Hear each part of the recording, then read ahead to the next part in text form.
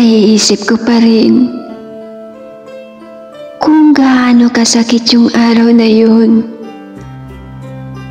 Gabi-gabi akong umiiyak kung paano ko kine-question ang sarili ko. Yung mga bagay-bagay, kung ano ba ang pagkakamali ko. Sa totoo lang, ang dami kong tiniis na hindi mo alam.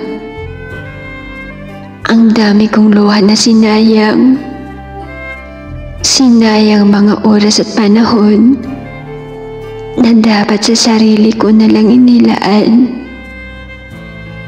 Ilang beses ko na rin sinabi ko sa sarili ko na kaya ko to habang hindi ako okay. Ilang beses ko din sinabi ko sa sarili ko na magiging okay din ang lahat habang gabi-gabi akong umiiyak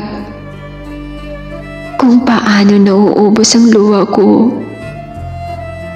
Hindi ko makakalimutan kung paano halos maubusan ako ng hininga sa kakaiyak. Kakapigil sa ingay na sa bawat hikbi na lumalabas. Ilang beses ko ding sinabi sa ibang tao, okay lang ako.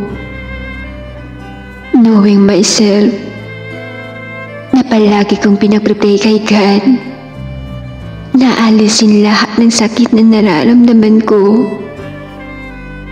Walang madali, walang biro. Halos hindi ko alam kung paano ako magumpisa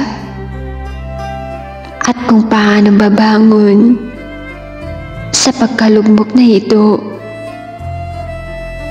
Pero isa lang ang masisiguro ko, makakalampas ako sa sitwasyong iniwan mo.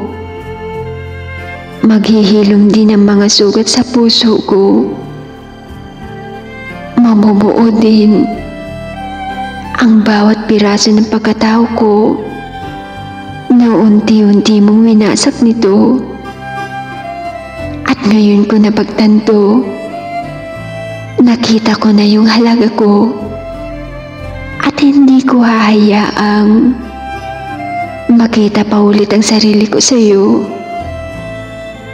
Kapag nabuo ulit ako, yun din ang senyales na tapos na ako sa iyo.